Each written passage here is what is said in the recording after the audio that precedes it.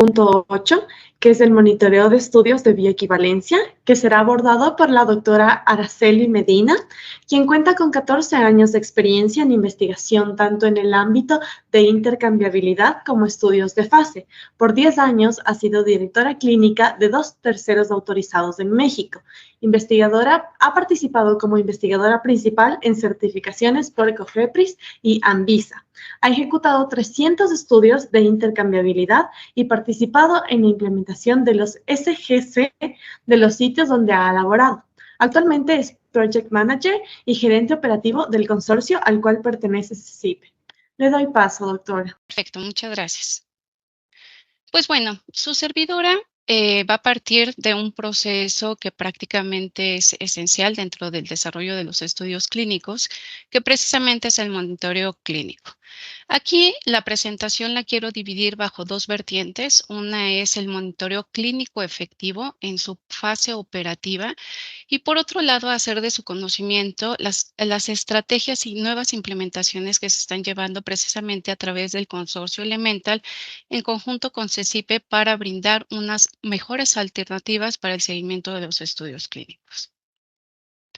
Para ello partamos entonces, permítame, de que el monitoreo clínico, como bien ya lo dije anteriormente, es una pieza esencial de la buena práctica clínica y, de hecho, es un requerimiento normativo, ¿sí? El patrocinador, a través de su representante o bien a través de un acerreo, tiene que implementar este proceso de supervisión y vigilancia al desarrollo del estudio clínico. Entonces, viéndolo desde una perspectiva fácil, podríamos decir que nuestro monitor es aquella persona que elige nuestro patrocinador para ser prácticamente nuestro policía dentro del estudio clínico. Es decir, quien va a realizar ese acto de vigilar que el estudio clínico sea conducido, registrado y reportado acorde a la buena práctica clínica, a los procedimientos normalizados de operación del sitio y, por supuesto, a los requerimientos regulatorios. El objetivo del monitoreo clínico radica en tres vertientes. Sus pilares principales son siempre cuidar los derechos y el bienestar de los sujetos de investigación. Y aquí partamos siempre de definir cómo es que nosotros vamos a cuidar los derechos y el bienestar de los sujetos de investigación, partiendo precisamente de estos principios éticos que nos demarcó la Declaración de Helsinki, ¿no? Desde que una principal vertiente es verificar la pertinencia científica del estudio clínico, verificar la infraestructura y las calificaciones, no solo del investigador principal, sino también de todo su equipo de trabajo que va a estar involucrado a través de una delegación de responsabilidades en el desarrollo del estudio clínico y, por supuesto, supervisar siempre la seguridad del sujeto de investigación. ¿Cómo? Pues a través de la implementación de una farmacovigilancia o un seguimiento de vigilancia médica a lo largo del desarrollo del estudio, la implementación de una póliza de seguro o bien inclusive que los sitios de investigación donde se realiza este proceso cuenten con un convenio con un hospital precisamente para el adecuado seguimiento de un evento adverso en caso de que se pudiese presentar. Estoy hablando de un evento adverso grave. El otro pilar es tener la certeza y la credibilidad de los datos. Y esto precisamente creo que ya todos lo conocemos en un seguimiento estrecho a nuestra buena práctica de documentación. En nuestra buena práctica de documentación, en donde precisamente nosotros vamos a tener que verificar que nuestros registros sean completos, precisos, trazables. Y así, en un momento dado, una vez que tenemos nuestro documento fuente, esto llevarlo a un formato o un CRF para que toda la información que deriva del estudio clínico pueda ser verificada por nuestro patrocinador. Y el último pilar, precisamente, ya se los mencionaba, es el apego al protocolo clínico. Ya lo habían comentado en las sesiones previas, nosotros no podemos realizar un estudio clínico no sin antes este protocolo haber estado autorizado por nuestro comité de ética, nuestro comité de investigación, y por supuesto por nuestra autoridad regulatoria, la que aplique a la cual requeramos someter. Por otra vertiente, nuestra buena práctica clínica, que inclusive nos lleva de la mano a seguir actualizados, que si bien conocemos precisamente ya se encuentra nuestra buena práctica clínica en una revisión 3, en la cual le da una mayor énfasis a la evaluación inclusive de la prevención, análisis de riesgos, la evaluación de riesgos, y que también nos da la apertura a hacer formatos y registros electrónicos y por ende también una vertiente que les voy a platicar más adelante, que es nuestro monitoreo remoto. Y así también conocer, por supuesto, los procedimientos normalizados del sitio donde se esté desarrollando el estudio. ¿Por qué? Porque prácticamente todo debe de estar alineado. Una vez que ejecutamos o programamos un estudio de bioequivalencia, todo nuestro equipo médico, desde el investigador principal, si bien en el cual recae la responsabilidad como líder del proyecto, él nos va a delegar a una serie de personas actividades que van a corresponder y tienen que correlacionarse con las actividades que están trazadas también en su perfil de puesto acorde a su capacitación, calificación y, por supuesto, estos procedimientos que derivan del sitio de investigación. Por lo tanto, el monitoreo clínico tiene que ser siempre un proceso sistemático, es decir, un proceso ordenado en el cual nosotros tenemos que establecer las prioridades de verificación. Un proceso organizado en el cual podamos definir cuáles son las etapas que vamos a ir evaluando y, por lo tanto, el resultado que deriva de este proceso de verificación sea un resultado objetivo. Y aquí, como ya se los mencionaba anteriormente, si bien el monitoreo clínico dentro de la normativa y la buena práctica clínica como responsabilidad recae en el patrocinador, recordemos que el patrocinador puede acudir a sus monitores internos, por un lado, pero también a monitores a través de las CROs. Sin embargo, e independientemente de este monitoreo clínico, saber que dentro del sitio de investigación tenemos una figura crucial y esencial, que es control de calidad, que también podríamos decir que es nuestro policía interno o vigilante interno para que todo el proceso se ejecute de manera correcta. Entonces, el monitoreo, como ya se los había mencionado, va a tener una de sus objetivos principales, la verificación del personal. Personal que previo a que inicie el desarrollo del estudio debe de estar capacitado, es decir, debe recibir una capacitación no solo en las actividades que conllevan el protocolo de investigación, sino también una capacitación para conocer el producto que estamos evaluando, que ya va derivado inclusive o va de la mano con la evaluación de cuestiones de seguridad. ¿Para qué? Para que en un momento determinado, a lo largo de la logística e implementación de este estudio de investigación, el médico a cargo pueda poner a disponibilidad, dependiendo evidentemente de los efectos que pueda establecer el protocolo o el fármaco, la seguridad para los sujetos de investigación. Es decir, por dar un ejemplo, habrá estudios de bioequivalencia, de intercambiabilidad, en los cuales por las mismas condicionantes del fármaco que estamos evaluando, tenemos que adoptar dentro de la logística operativa ciertas circunstancias, posiciones o ubicaciones para un mejor resguardo de la seguridad de nuestros sujetos de investigación. En los cuales, ejemplo, si estoy pensando en realizar un estudio de bioequivalencia con efecto cardiovascular o neurológico, ¿no? Una olanzapina que produce olanzapina, pues evidentemente dentro de la logística operativa nosotros vamos a tener que evaluar la probabilidad de que si va a haber pacientes con somnolencia, nuestros sujetos de investigación con somnolencia, pues el estudio se tenga que realizar en una posición de decúbito. Si hay riesgo cardiovascular, establecer en un momento determinado, a través de una hipotensión o algo, que mejor el sujeto de investigación permanezca en posición sedente. Y es todo eso también lo que inclusive nosotros como monitores tenemos que evaluar dentro del proceso de ejecución del estudio. Adicional, por supuesto, a la infraestructura, en el cual vamos a verificar que podamos dar cumplimiento a todos los requerimientos normativos, como la exigencia precisamente de un área de emergencia o de cuidados para una atención inmediata en caso de un evento adverso grave, y que evidentemente se cuenten con áreas restringidas, con acceso restringido para el resguardo de producto de investigación, en donde se lleva el procesamiento de las muestras, donde puedan estar bajo vigilancia permanente los sujetos de investigación y evidentemente todo el equipamiento, hablando de el proceso de mantenimiento y seguimiento como calificación de los equipos e instrumentos. Asimismo, de hecho, ya lo comentaba la doctora Nora previamente, tenemos que ser muy cautos cuando estamos elaborando nuestro plan de monitoreo en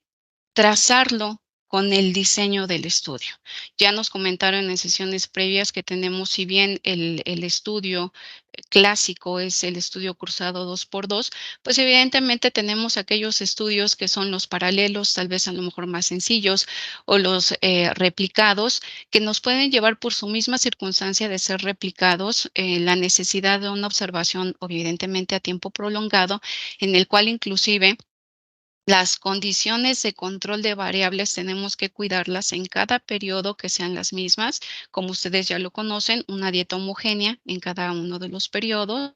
¿no? El descanso de nuestros participantes, el momento en el que se toma el medicamento, las condiciones de alimentación o de ayuno que sean las mismas, y él precisamente controlando estas variables que nos van a llevar al resultado que nosotros esperamos.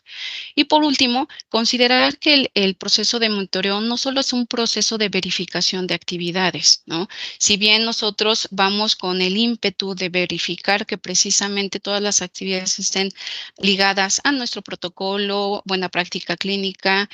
cuestiones regulatorias, también vamos a evaluar los servicios que se otorgan. ¿En qué sentido? Cuando nosotros desarrollamos un estudio de investigación, pues evidentemente en la infraestructura o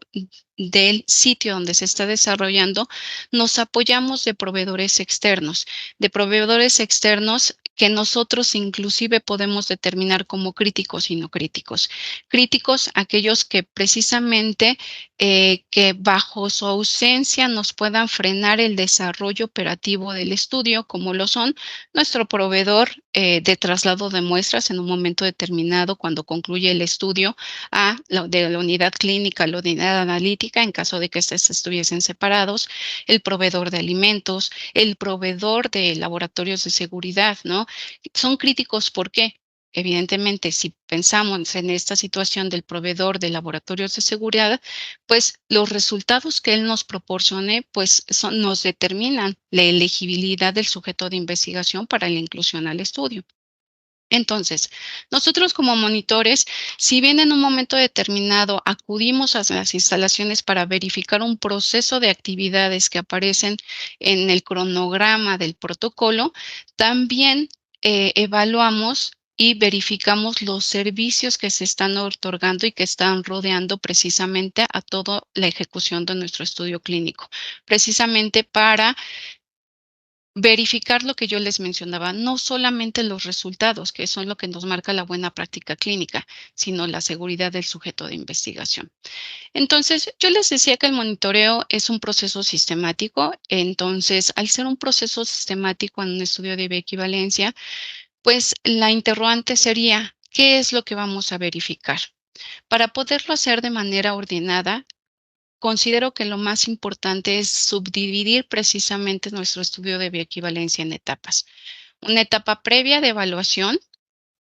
del sujeto de investigación, ya sea sano o paciente, dependiendo de las características y las guías que nos marquen que se pueda realizar en sujeto sano o paciente, en el cual vamos a determinar la elegibilidad del sujeto de investigación.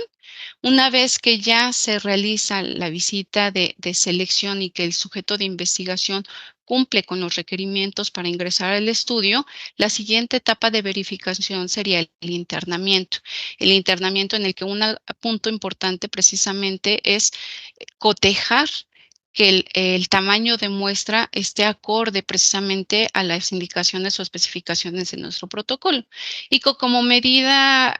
preventiva, los sitios de investigación manejamos casi siempre voluntarios adicionales o de respaldo, que así llamamos, para en caso de que en el momento de que se lleve el internamiento algunos sujetos de investigación no cumplan precisamente con los criterios de inclusión o presenten algún criterio de exclusión, podamos incluir a un sujeto de respaldo sin que afecte precisamente el tamaño de muestra, que ya también hicieron una ponencia al respecto.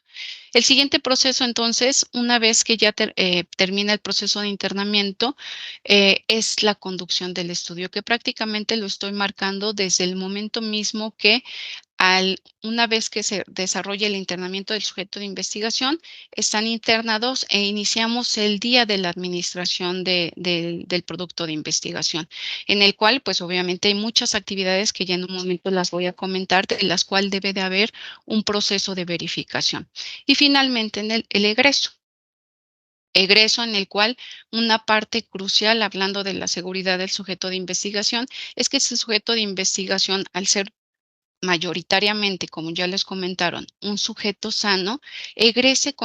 bajo las mismas circunstancias que ingresó al estudio, es decir, asintomático y sin eventos adversos. En caso de presentarse uno de ellos, sería entonces nuestro deber del equipo y pues evidentemente del monitor dar seguimiento al evento adverso hasta que éste haya tenido su resolución. Y por último, en algunos casos, cuando aplique precisamente aquellas muestras ambulatorias o externas que se manejan en algunos estudios de bioequivalencia. Entonces, pues, el monitoreo, el número de visitas que nosotros debamos determinar para realizar un buen monitoreo de un estudio clínico, pues va a depender del diseño del mismo, ¿no? Y también va a depender y va a estar sumamente ligado a la evaluación de riesgo. Y esto es riesgo en los dos sentidos que les comenté desde un inicio. Riesgo de seguridad para mi sujeto de investigación y riesgo para verificar la calidad en los datos. Así pues, entonces, dentro de la visita de selección, que conocemos es el proceso en el cual vamos a evaluar la elegibilidad de este pool de candidatos que podrían entrar al estudio de investigación, sabemos que las actividades habituales o cruciales que se desarrollan en esta etapa son la lectura y firma del consentimiento informado, a la par de su carta compromiso de no embarazo y la asignación de código único, a fin de que le demos una trazabilidad a ese sujeto desde que iniciamos su evaluación en visita de selección hasta egreso, que posteriormente, finalmente, este código de selección se va a cambiar a un código de la autorización. La evaluación de somatometría, medición de signos vitales, el cumplimiento de los criterios de inclusión, perdón, y verificación de los criterios de exclusión,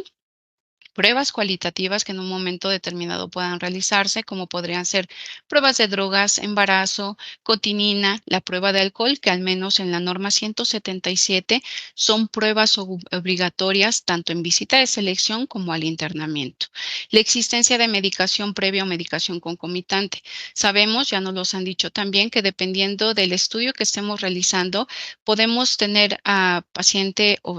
sujeto sano paciente y bajo algunas modalidades, ejemplo de algún estudio en particular de bioequivalencia que llevemos a cabo en una población específica, ejemplo, mujeres posmenopáusicas, por su misma condición fisiológica, sabemos que va a haber medicación que estén llevando concomitante precisamente para sus patologías de base.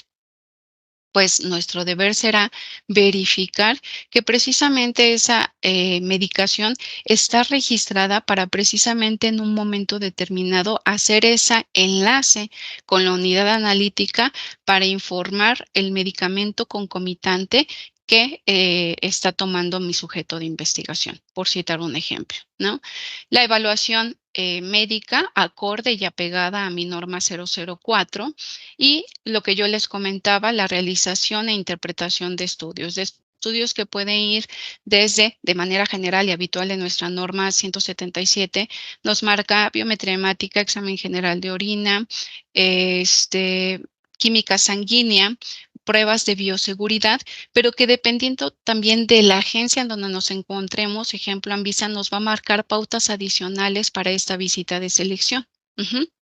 Y el último, pues que evidentemente todo este proceso de visita de selección esté verificado por personal interno del sitio de investigación que denominamos control de calidad y que posteriormente va a llegar a las manos de nosotros como monitores para confirmar precisamente que se ha documentado todo en seguimiento precisamente al ALCOA y en el momento oportuno, para una vez que tengamos esta documentación, también generar su resguardo.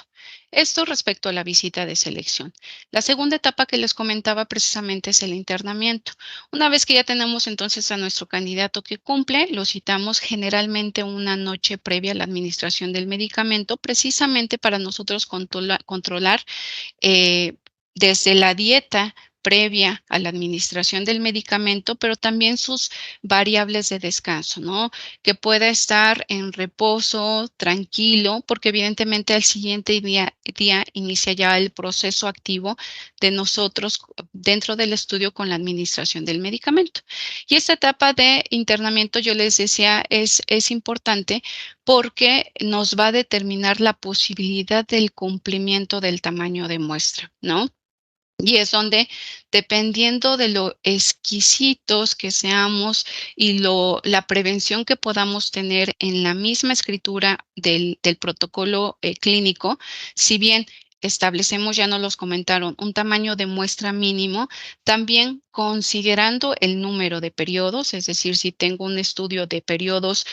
sucesivos, 4 periodos, o tengo un fármaco que me va a generar, ejemplo, donepezilo, una alta cantidad de náuseas y vómitos, pues eso también me va a llevar seguramente la necesidad de eliminar de mi análisis estadístico estos sujetos de investigación. Entonces, esto va a marcar la pauta de que a ese tamaño de muestra yo le tenga que agregar un adicional precisamente para poder cumplir este tamaño, pero inclusive el equipo operativo dentro del internamiento llamar a más sujetos en caso de que el día que llevemos el internamiento algunos no cumplan precisamente con un criterio de inclusión y evidentemente poder salvaguardar el tamaño mínimo de muestra del que ya les comentaron. Y pues evidentemente después en ese internamiento de hacer otra vez un registro de ingreso para confirmar que la hora, pues como ustedes bien saben, y lo dijo ya la doctora Nora, todas las actividades dentro del protocolo de bioequivalencia son variables controladas, ¿no? Entonces hay una hora de ingreso específica en la que otra vez debemos, perdón, de realizar una evaluación de ese sujeto de investigación para verificar precisamente que siga cumpliendo con sus características de inclusión al estudio. Entonces volvemos a hacer la revisión de signos vitales, otra vez el cumplimiento de cotejos de inclusión-exclusión, las pruebas que yo les comentaba, alcoholemia, las pruebas cualitativas,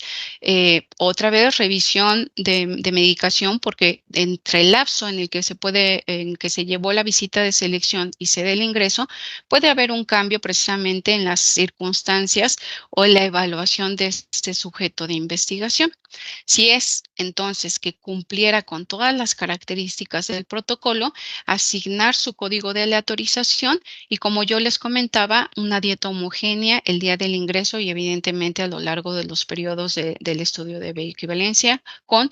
la documentación que avale todos estos procesos. Aquí parecería sencillo cuando hablo de la documentación que avale, pero la realidad lo conocemos dentro de los estudios de bioequivalencia. Debe de haber un sistema de gestión de calidad bien implementado que nos permita precisamente a través de nuestros procedimientos normalizados de operación emitir los diferentes formatos en los cuales yo pueda ir describiendo todas las actividades y registrando las actividades del protocolo para que en un momento un externo, un auditor, nuestro patrocinador y nosotros como monitores podamos, al realizar la lectura, prácticamente estar describiendo el proceso sin necesidad de ver un proceso práctico y que el mismo documento nos lleve de la mano a cómo se llevó el proceso operativo.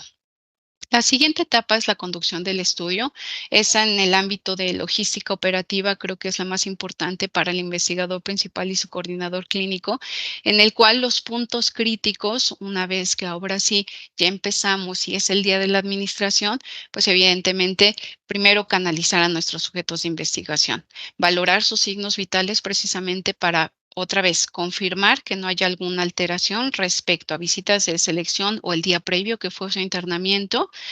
la dispensa, ¿no? Que la dispensa del producto de investigación en sus diferentes formas farmacéuticas se realice en apego a lo que se está estableciendo en el protocolo, ¿no? De manera habitual sabemos la gran cantidad de nuestros estudios o cuando hacemos una proporción, al menos dentro de la experiencia de su servidora, casi son todas formas farmacéuticas sólidas, ¿no? Pero el reto es cuando nos enfrentamos a otras formas farmacéuticas, ¿no? Y a otras vías de administración en las cuales la intravenosa, intramuscular, la rectal, precisamente nos llevan a generar una logística y una coordinación al interior con el equipo de trabajo muy diferente, muy específica y muy puntual, en la que inclusive, pues evidentemente, el monitor debe de saber de inicio a fin el protocolo para poder determinar en qué punto cuál va a ser la actividad crítica a la cual le debe de dar seguimiento. El seguimiento, ya lo decía yo, de los eventos adversos y de nueva cuenta la documentación que genera. El egreso, ya lo refería previamente, pues no es más seguramente en la mayoría de los estudios la toma de la última muestra que se lleve en apego precisamente a estos procedimientos normalizados de operación, que se registre y que el sujeto egrese bajo las condiciones de ingreso, es decir, ingreso sano, egresa sano.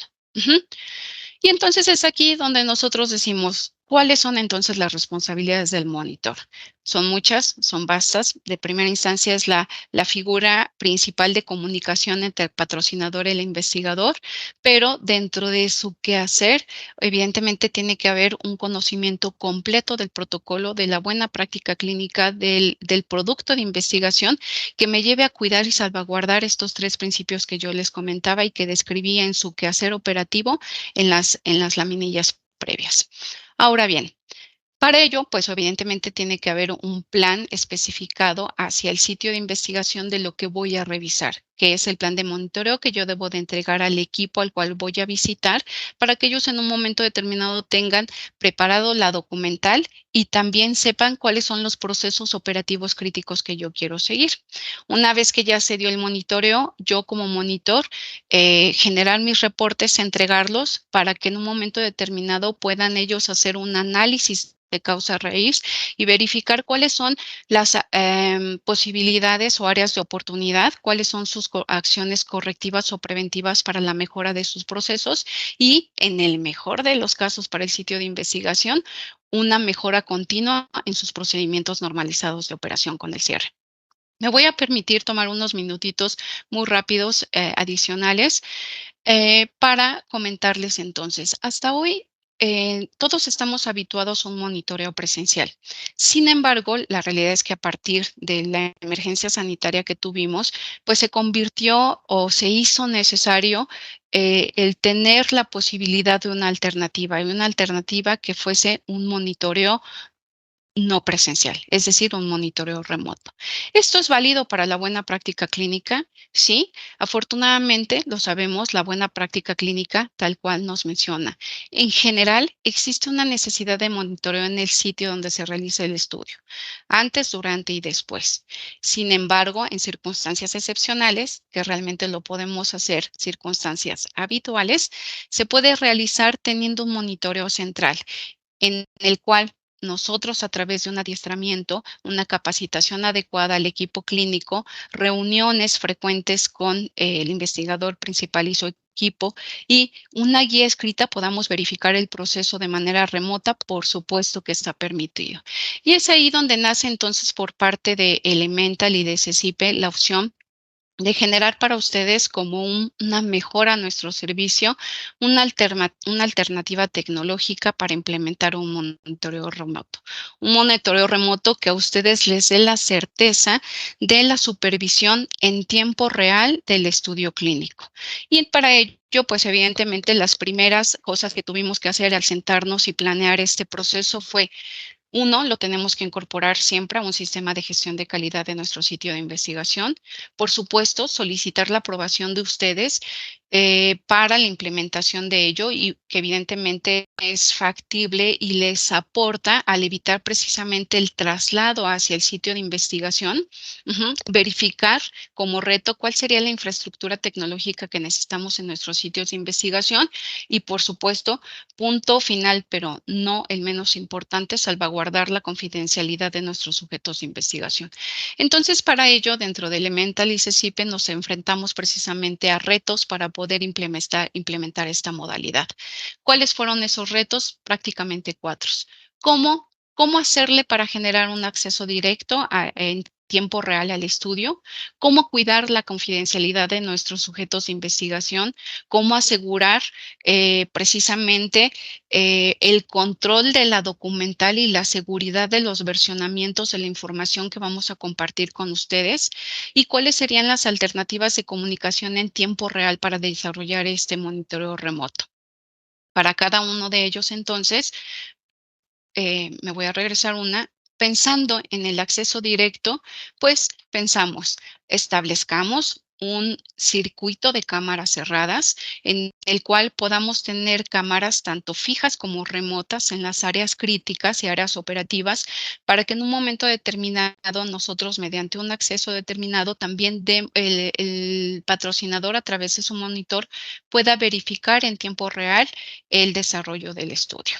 El segundo reto que les comenté hace un momento, la confidencialidad, pues establecimiento de